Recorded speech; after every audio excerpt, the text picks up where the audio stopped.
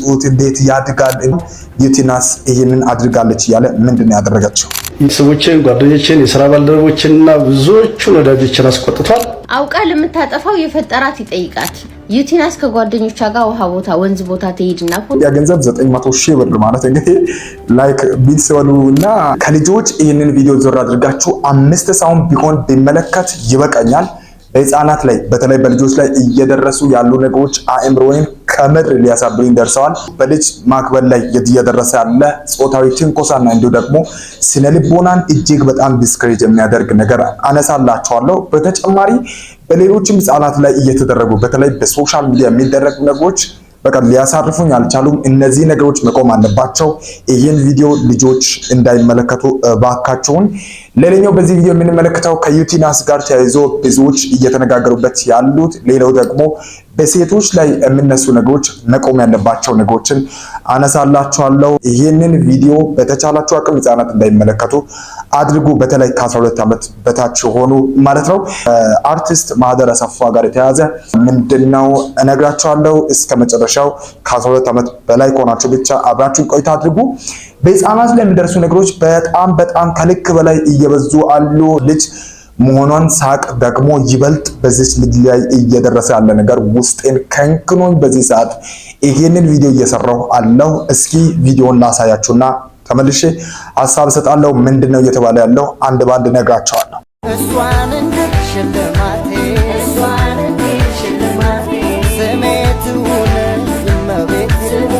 ይሄ ቪዲዮ ከታየ በኋላ ሌሎችንም ቪዲዮችን ከጆን ዳንኤል ጋር እንዲሁ ደግሞ ከሌሎችም ቲክቶከሮች ጋር በተለይ ከወንዶች ጋር እቺ ልጅ በሚታደርጋቸው ስራዎች ውስጥ በጣም እንቅፋት የሚሆኑ ነገሮችን ሰዎች እየተናገሩ አሉ። ጭራሽ በቲክቶክ በሶሻል ሚዲያ እየወጡ እቺ ልጅ አንድ ጽሁፍን ተመለከትኩ። ደግሞ በጣም ያሳዘነኝን አንድ ጽሁፍ ከዚህ እንግዲህ ፎቶ በኋላ ወይም ከዚህ ቪዲዮ በኋላ አንድ ጽሁፍ ተመለከትኩ።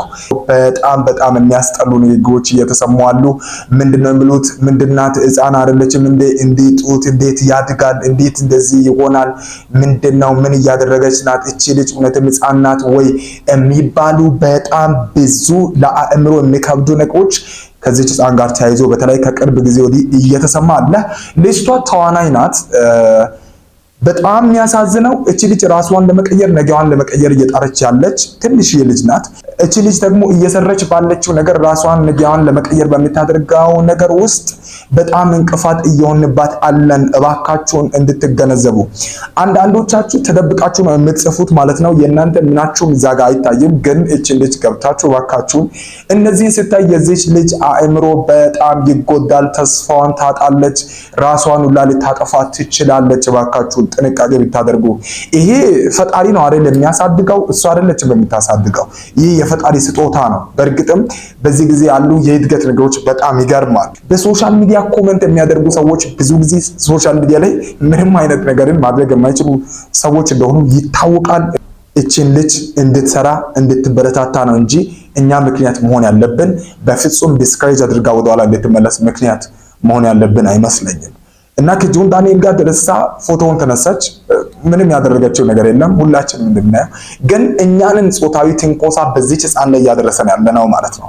በሴትነቷ ልጅቷ ላይ እየተናገረን ያለነው ነገር በጣም አሳዘኝና አስደንጋጭ እጅግ በጣም ከምሬን ነው የምላችሁ። በሶሻል ሚዲያ እንደዚህ አይነት ነገሮችን የሚጽፉትን ህግ ጭምር የማይለቃቸው መሆኑን አስተውሉ። ምክንያቱም ልጆች በቃ ራሳቸውን መቀየር አለባቸው። ያለንበት ሁኔታ ይታወቃል። እባካችሁን በልጅነቷ በሴትነቷ ምክንያት እያደገች ባለችበት እድገቷ ምክንያት እባካችሁን ስራዋን እንዳታጣ ነገዋን እንድታጨልም እንዳታደርጉ ልጠይቃችሁ ፈልጋለሁ። ሌላው ደግሞ በሶሻል ሚዲያ በጣም የሚታዩ ጾታዊ ትንኮሳዎች እየተደረጉ እንዳሉ ታውቃላችሁ።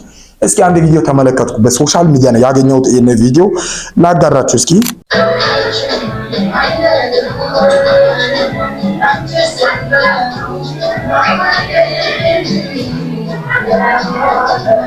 አይታችሁታል ቪዲዮን አይደል? ህፃናት ናቸው። በተለይ ልጅቷ በጣም ልጅ ናት። እንደዚህ ያደረጉ እንግዲህ በዚህ ጊዜ የፍቅረኝነት ጀምረው ይሁን በፍቅር ዓለም ያሳልፉ ይሁን አይታወቅም። ግን በጣም ብዙ ሰውም እዚህ ጋርም ገብቶ እነዚህን ልጆችን እየተናገረ ነው። ሜቢ ቀርጸው የለቁት እነሱ ላይሆኑ ይችላሉ። ብዙ ጊዜ የሚደረገው ምንድነው? እንደዚህ አይነት ነገሮችን በስውር እየቀረጹ ኔጌቲቭ የሆኑ ነገሮችን ፖስት ማድረግ በጣም የሚያስጠላ ነው። ሌላው ደግሞ በእርግጠኝነት ከህፃናት ጋር ተያይዞ ላለው አደገኝነት እነዚህ ስሻ ቤቶች እንዲሁ ደግሞ ሌሎችም አልኮሊክ የሆኑ መጠጦች ማለት ነው የሚሰሩባቸው ቤቶች በእርግጠኝነት በኢትዮጵያ መዘጋት አለባቸው የሚባለው ከዚህ አንፃር ነው። ህፃናት እየጠጡ ነው፣ ከትምህርት ቤት ወጥተው ወደ እነዛ ቤቶች እየገቡ ነው። ራሳቸውን ጭምር ከዚህ አደጋ ለማውጣት አቅቷቸው በየመንገድ እየወደቁ አሉ። ለእንደዚህ አይነት ደግሞ መንስኤ የሚሆኑት እነዚህ ቤቶች ናቸው። ሌላም ከሰሞኑን የተመለከትኩት አለ፣ ግን በዚህ ቪዲዮ ላነሳላችሁ የምፈልገው እባካችሁ እንደዚህ አይነት ነገሮች ህፃናት ላይ የሚደረጉ ነገሮችን በሶሻል ሚዲያ ፖስት ማድረግም አስፈላጊ አይመስለኝም። ሲቀጥል ደግሞ እንደዚህ አይነት አካሄዶችን እባካችሁን ከልክሉ። በየሰፈራችሁ ያላችሁ ይሄ ነገር አሁን እነዚህ ልጆች ይህንን አድርገው ፖስት ማድረግ በእርግጥም ቪው ወይም የሆነ ላይክ ሊገኝለት ይችላል፣ ግን ደግሞ ትውልዱ ላይ ምን እየጣለ ነው? በዚህ እድሜ እውነትም ልጆች ለዚህ እውነት መዳረግ አለባቸው? ሊጨፍሩ ይገባል?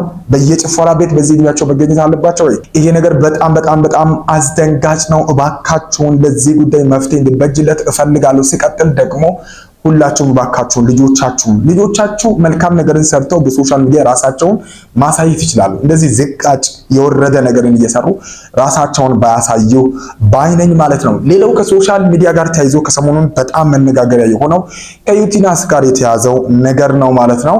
ከጅምር እስካሁን ያለበት ሁኔታ ምን ይመስላል? ምንድነው መንስኤው? ምናውን እነግራችኋለሁ። ከዛ በፊት ግን አንድ ሰው በሶሻል ሚዲያ አንድን ነገር አጋርቷል። ዩቲናስ ይህንን አድርጋለች እያለ ምንድነው ያደረገችው? ዩቲናስ የምትባለዋ ቲክቶከር በኢንስታግራም አካውንቷ ትላንትና ከሰዓት 3 ስልክ አካባቢ ከቦሌ ሙጭልፉን ጠፍቷል ብላ ኢንስታግራሟ ላይ ፎቶዬን ከፌስቡክ አውርዳ ስለለጠፈች እሱን ጉዳይ ግልጽ ለማድረግ ነው። ይህ ነገር ቤተሰቦችን፣ ጓደኞችን፣ የሥራ ባልደረቦችንና ብዙዎቹን ወዳጆችን አስቆጥቷል። እኔ ንቄትቸው ነበር እንደ ኖርማል እንደ መፈጋገር ቆጥሬው፣ ሁኔታው ግን ትልቅ የስም ማጥፋት ወንጀል ስለሆነ ጉዳዩ በሕግ እንዲታይ ጠበቃ ጓደኞችን ስላማከሩኝ ወደ ሕግ ለወስደው ዝግጅታችንን ጨርሰናል። ሕግ ቦታ ተቀርብና ያለችበትን አግባብ እዛው እንነጋገርና ጉዳዩ እናያለን ማለት ነው። ከዚህ በፊት ግን አንድ ነገር የተፈጠረ አለ ማለት ነው። ለዚህ ያበቃት ነገር ምንድነው? ይሄ ብሽሽቅ ወይም በሶሻል ሚዲያ መበሻሸቅ ከሚባለው ነገር ያለፈ ነገርን አስተውያለሁ። ምንድነው የተፈጠረው? ቀድሞ ምን አድርጓል? ይሄ ሰው ምንድነው የሰራው?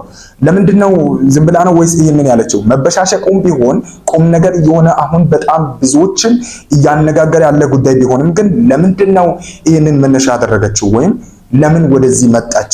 ከእውነት አንጻር ያለውን ነገር ምን ይመስላል? እስኪ ለምንድን ነው ይህንን ያደረገችው? እሷ አውቃ ለምታጠፋው የፈጠራት ይጠይቃት። አንተ ማነህ? ምንድነህ? ምንስ አገባህ? ዩቲናስ ከጓደኞቿ ጋር ውሃ ቦታ ወንዝ ቦታ ትሄድና ፎቶ ትነሳለች። ያንን ፎቶ ለሶሻል ሚዲያ ታጋራለች። ሰይድ አህመድ ደግሞ ይሄን ሲያይ ፎቶውን ይዞ ፌስቡክ ላይ ይለጥፋታል ማለት ነው። ምን ይላል? አሁን ብታረግዢ ከማን ያረገዝሽው ነው የሚባለው ብሎ ይፖስታታል ማለት ነው። ይህን ስታይ ዩቲ ትሪገር ተውና የሱን ፎቶ ይዛ ደግሞ እሷ ኢንስታግራም ላይ በተራዋ ሂዳ ቦሌ አካባቢ 3 ስልኮች ሰርቆን ተሰውሯልና ያለበትን የምታውቁ አሳውቁኝ ብላ ትፖስተዋለች። ይሄንን ደግሞ ሰይድ አህመድ እከሳለሁ እያለ ሶሻል ሚዲያ ማለትም እሷ ፖስት ታድርግ የራሷ ጉዳይ ነው አይደለም፣ በቃ የራሷ ፍላጎት ነው። ግን በፌስቡክ ፖስት ሲያደርግ ምን ብሎ ነው ፖስት ያደረገው? አሁን ብታረግዢ ከማን ነው የሚባለው ብሎ ነበርና ፖስት ያደረገው። ይሄ ነው መነሻው ሐሳብ ማለት ነው።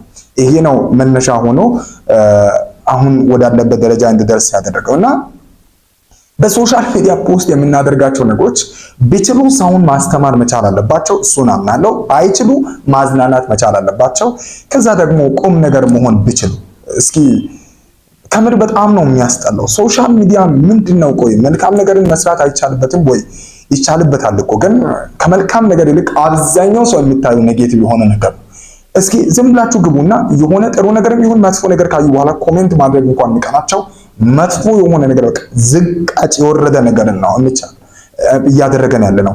ለምን እንደዛ ይሆናል? ለምን ቪዲዮውን ተመልክተ ወይም ያንን ፎቶውን በኢንስታግራም ካየህ በኋላ ምን ችግር አለ? አጭር ነገርን ይሄ ቪዲዮ ይሄ ፎቶ ጥሩ አይደለም የምን ነገር ብንሰጥ ኔጌቲቭ የሆነ ኮሜንት ጽፍና ከዛ ፌስቡክ ላይ መለጠፍ።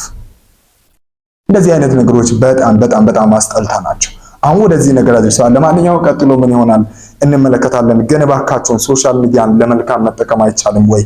የኔ ጥያቄ ነው። እጅግ በጣም ያስገርመኝን ነገር ከአርቲስት እንግዲህ ማህደር አሰፋ ጋር ተያይዞ ሰምቻለሁ። የ900 ሺህ ብር ጃኬት አንድ ሰው ለብሶ ቢገኝ እናንተ ምን ትላላችሁ? በኢትዮጵያ ገንዘብ 900 ሺህ ብር ማለት እንግዲህ ላይክ ቢትስ በሉና የለበሰችው ልብስ ምን አይነት ነው የሚለውን ላሳያችሁ። ይሄንን እንግዲህ የምትመለከቱትን ጃኬት ለብሳ ታያላችሁና ይሄ ጃኬት በጣም የሚገርማችሁ ገንዘቡ ምን ያህል ነው የሚለው ነው በጣም ያነጋገረው ማለት ነው። በጣም ውድ የሆነ ልብስ ነው። እጅግ በጣም ውድ የሆነ ማለት በእኛ 900 ሺህ ብር የሚወስድ ልብስ ነው ማለት 900 ሺህ ብር ታውቃላችሁ። 900 ሺህ ብር ቆጥራ ተሰጥቶ የሚገዛ ልብስ ነው ማለት ነው። እንግዲህ በፈረንሳይ የሚሰራ በጣም ቅንጡ የሆነ እጅግ በጣም ቆንጆ የሚባል በጣም ሌክዠሪ የሆነ ልብስ ነው። ያ ማለት በእነሱ ስንት እንደሆነ ታውቃላችሁ? $5168 ዶላር ነው በእነሱ። ወደኛ ሲመነዘር ደግሞ ስንት ነው ማለት ነው? ኦልሞስት ወደ 900 ሺህ ብር ነው የሚወስደው። እንግዲህ ጃኬት ብቻ ሉክ ጃኬት ብቻ ነው ለብሳ የምትንቀሳቀሰው።